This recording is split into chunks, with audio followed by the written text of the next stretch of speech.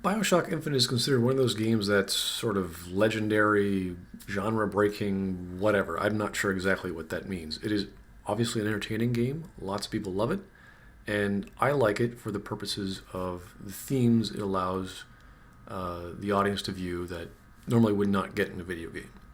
Things like a dystopia, xenophobic racism, there's also gender equality on top of that, which is kind of funny since racism is with it. A theocracy. There is the concept of a manifest destiny, taken up as high as it can go. The multiverse, very complicated idea. There are a whole bunch of historical references. There's also the alternate history telling of American values, like the demonization of Lincoln. There's the concept of jingoism, and a whole sort of media references like anachronistic music. You got that whole Disney theme going at times. There's a fairy tale. There's music by Mozart, there's Chopin, there's some Bach, there's some Pachelbel. I love that. And it uses audio and video recording with even subliminal messaging in some scenes, like kinetoscopes. I think that's very interesting. It also has media themes of like biopunk and cybernetics, like mechanical men and horses. There's the whole American values, but they have these German imperialism look about them. There are robots, and these robots have masks of American presidents. So I thought that was rather unique. And of course, it has beautiful sound and voice acting and the classic Bioshock violin and cello riffs. It's all great. It's got some amazing AI, and I can't really comment on that. They just spent months and months on the beach scene where Elizabeth was interacting. I think that's rather cool, and the team deserves some praise, of course. But I'm not here just to throw praise. I've been listening and reading, and it's been going on for months from other people. That's kind of disturbing to me. If you want a more interesting and positive outlook by an author, his name is Aurini, I recommend that, link in the description. Okay, for me, it failed, and that is at storytelling. The basics of it, its progression, complexity, it's a walking, shambling mess. Elizabeth is a realized character that people genuinely cared for. She gets an arc, she develops, that's great, no problems. But no amount of drama can fix the conceptual errors in the writing and the basic flaws of storytelling of this thing.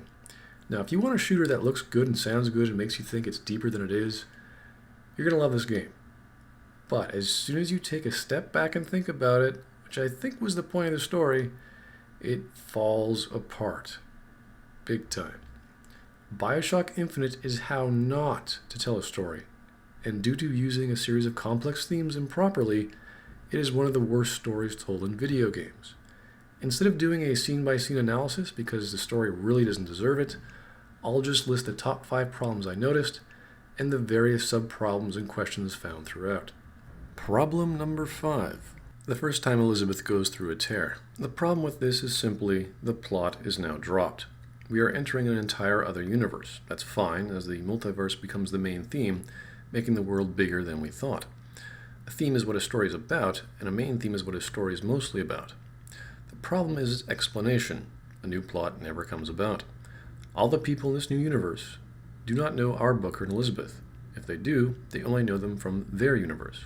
There's no mention of this new universe's Elizabeth, and the Booker here was a resistance fighter who died.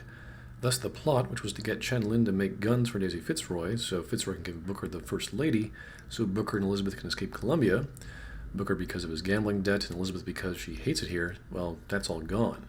Booker has no reason to find this new Chen Lin, since the Daisy Fitzroy of this new universe never made any deal with our Booker to trade guns for the airship. And there's no mention of bringing Chen Lin back to the original universe, let alone Elizabeth being able to go back to their original universe. In fact, she's pretty clear there is no going back. If we go into this tear, I don't think I'll be able to bring us back. Are you sure you're ready? Okay, open it.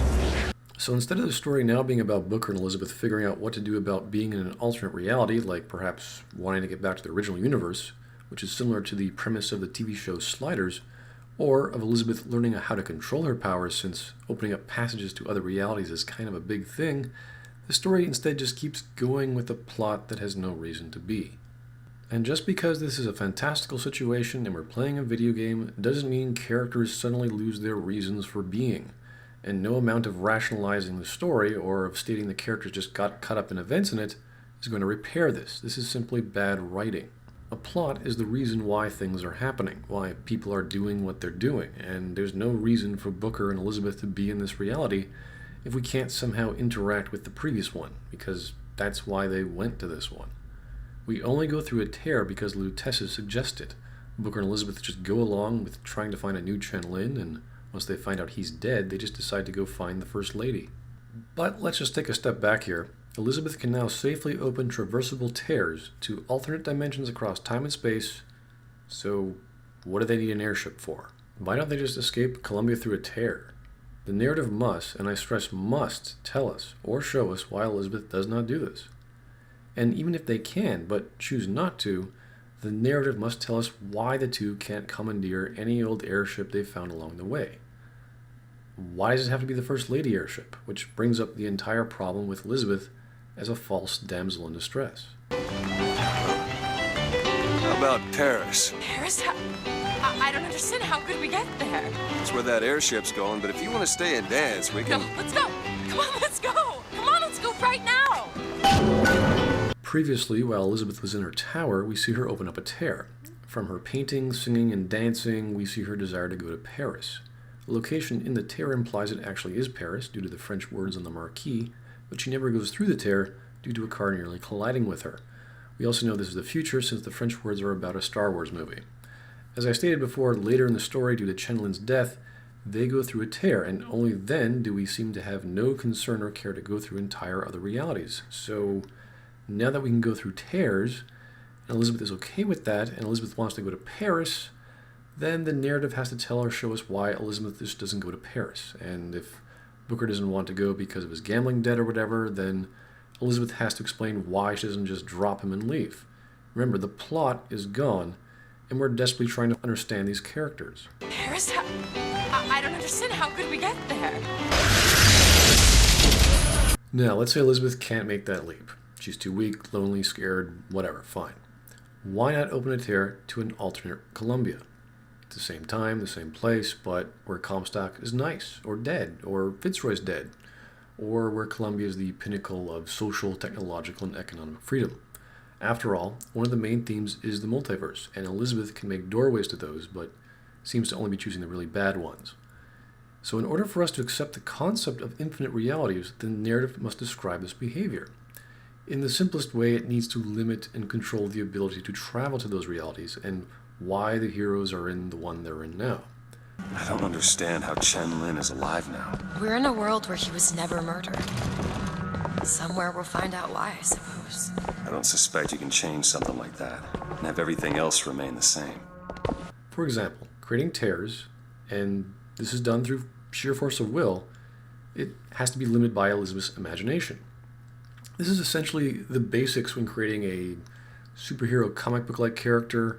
We sort of have to know their limitations, or else it's too fantastical for us to just have some semblance of reality to a person who can almost effortlessly make doorways to anywhere.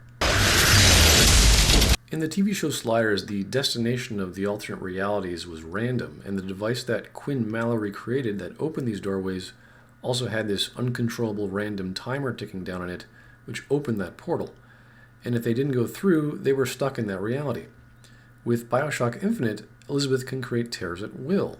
It doesn't seem to slow her down. Does the narrative care about Elizabeth's abilities, limits, or even talk about what she should do with that power? Not at all. I used to open them all the time in my tower. What is a tear? Another problem is the new metaphysics of walking between realities. Look at their noses. They're all bleeding. Disgusting. Disgusting. What was wrong with them? They remembered Remembered what? being dead. Why do the guards in the new reality get nosebleeds? Booker gets one because this reality's Booker died, and our Booker inherits their memories. I remember I led the Vox, Slate, and I burned down the Hall of Heroes.